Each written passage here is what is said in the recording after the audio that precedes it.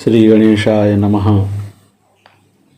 अब तक के पाठ में संज्ञा प्रकरण में हमने इत संज्ञा करने वाला सूत्र पढ़ा हलंत्यम, लोप संज्ञा करने वाला सूत्र पढ़ा अदर्शनम लोपः, और अण अच हल अल ये जितने प्रत्याहार हैं इनकी संज्ञा करने वाला सूत्र पढ़ा आदिरंतेन सहेता।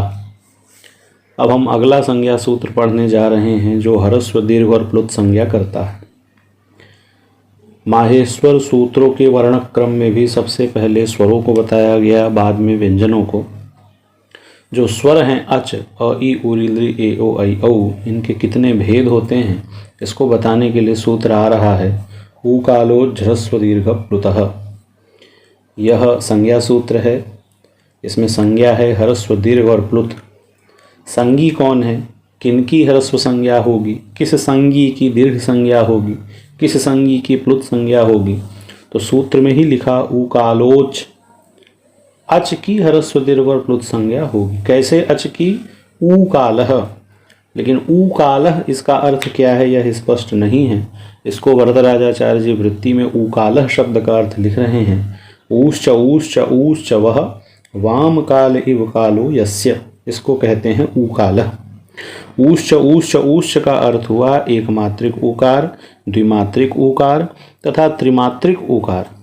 इन तीनों ऊकार में चार्थे द्वंद्व सूत्र से इतरेतर योग द्वंद्व समास हुआ। प्रातिपदिक संज्ञा विभक्ति लोप करने पर और सवर्ण दीर्घ करने पर दीर्घ ऊकार बना। उस दीर्घ ऊकार से बहुवचन में जस विभक्ति आई, और जसी च से गुण नहीं हो सकता क्योंकि यहाँ ह्रस्वांत अंग नहीं है, दीर्घ ऊकार है। यहाँ ई को यणचि से यण करके वह बना। यदि ह्रस्व ऊकार से जस लाते तो गुरुवह जैसे अवह बनता, लेकिन दीर्घ ऊकार के बहुवचन में वह बना। वाम काल इव कालो यस्य, वाम भी षष्ठी के बहुवचन का उसी दीर्घ ऊकार का रूप है। तो जैसा काल, ऊकालः, कालः का अर्थ यहाँ क्या है? उच्चारण काल। ऊकार के सदृश उच्चारण काल वाला ऐसा अर्थ है।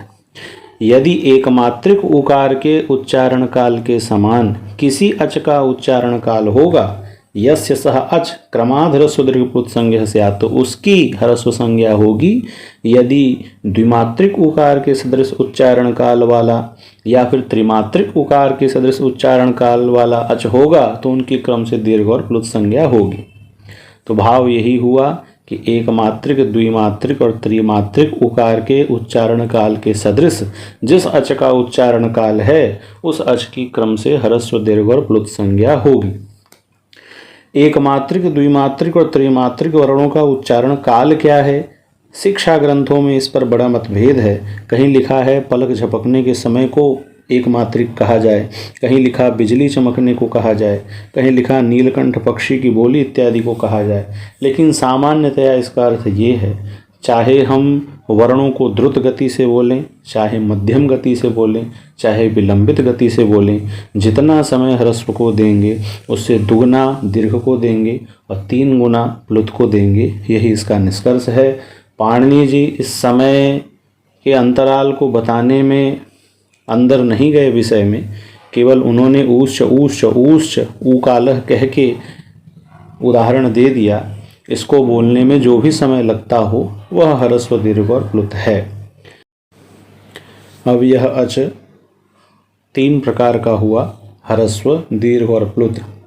यह ह्रस्व दीर्घ प्लुत अच उदात्तादि भेद से 3 प्रकार का और होता है, अर्थात कुल यह 9 भेद इसके हो जाएंगे।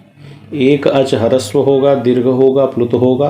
ह्रस्व के भी उदात्त, अनुदात्त और स्वरित भेद होंगे, दीर्घ के भी उदात्त, अनुदात्त, स्वरित भेद होंगे और प्लुत के भी उदात्त, अनुदात्त, स्वरित भेद होंगे।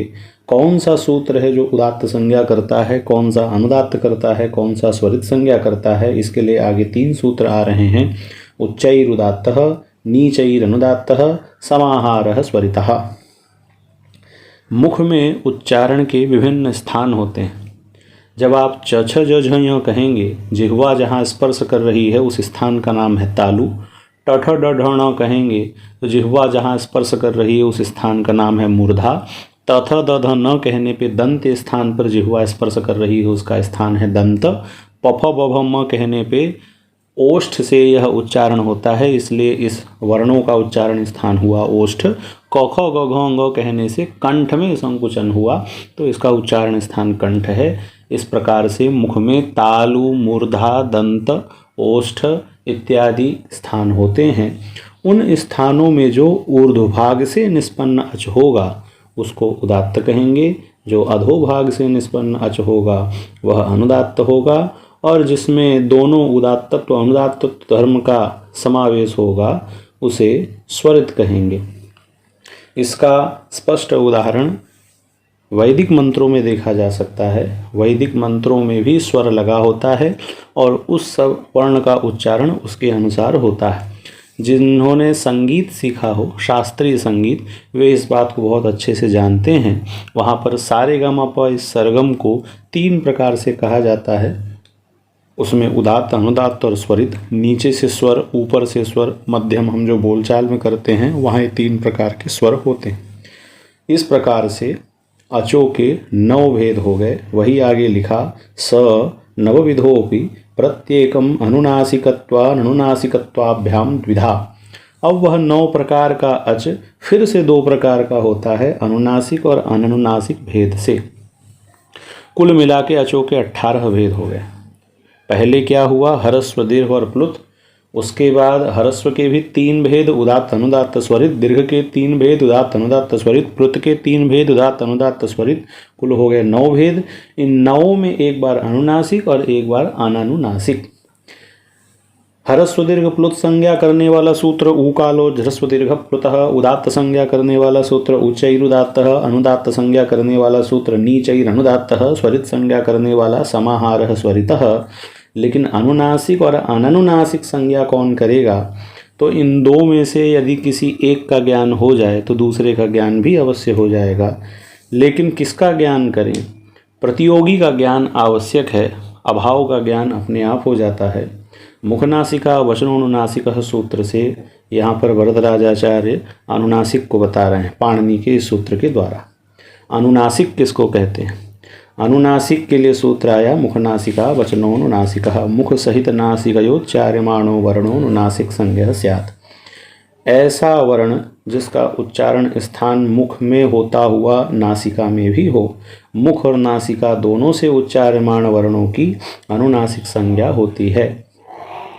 और जब अनुनासिक का ज्ञान हो गया तो अननुनासिक का अपने आप ज्ञान हो जाएगा। घट के ज्ञान से घट के अभाव का ज्ञान स्वतः हो जाता है।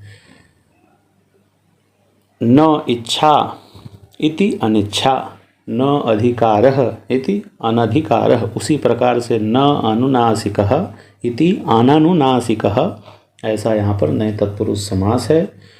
तो इस प्रकार से अचों के 18 भेद बताए गए। इन 18 भेदों को हम कह सकते हैं हरस्व के 6 भेद, दीर्घ के 6 भेद और प्लुत के 6 भेद। एक हरस्व उदात्त अनुनासिक, उदात्त अननुनासिक, अनुदात्त अनुनासिक, अनुदात्त अननुनासिक, स्वरित अनुनासिक, स्वरित अननुनासिक भेद से 6 प्रकार का हो गया। दीर्घ में भी उदात्त अनुदात्त स्वरित 3 भेद और उसमें भी एक बार अनुनासिक और एक बार अननुनासिक भेद। उसी प्रकार से प्लुत में भी उदात्त अनुदात्त स्वरित के 3 भेद, एक बार अनुनासिक और एक बार अननुनासिक। अचों के 18 भेद होते हैं। इसी को आगे लिख रहे हैं, तदित्थम अ इ ऊरि एषां वर्णानां प्रत्येकम 18 भेदाः। इस प्रकार से अ इ ऊरि इन वर्णों के प्रत्येक के 18 भेद होते हैं। लेकिन अ ई ऊरी इनके ही 18 होते हैं। शेष कौन बच गए? लृ, ए, ओ, ऐ, औ, इनके 18 नहीं होते हैं। क्यों लिख रहे हैं? लृ वर्णस्य 12 तस्य दीर्घाभावात्। लृ वर्ण के 12 भेद हैं क्योंकि लृ वर्ण में दीर्घ नहीं होता। दीर्घ नहीं होने से 6 भेद अपने आप कम हो गए तो बच गए 12। तो लृ वर्ण के 12 होते हैं। और जो एच प्रत्याहार है ए, ओ, ऐ, औ, इन चारों के भी 18 भेद नहीं होते, इनके भी 12 भेद होते हैं। एचाम अपि 12 तेषाम ह्रस्वाभावात्। इसमें ह्रस्व का अभाव होता है तो ह्रस्व के अभाव होने से 6 भेद कम हो गए। केवल दीर्घ और प्लुत के भेद होंगे तो एचों के भी 12 भेद होते हैं। इस प्रकार से अचों के भेदों को यहाँ पर बतलाया गया।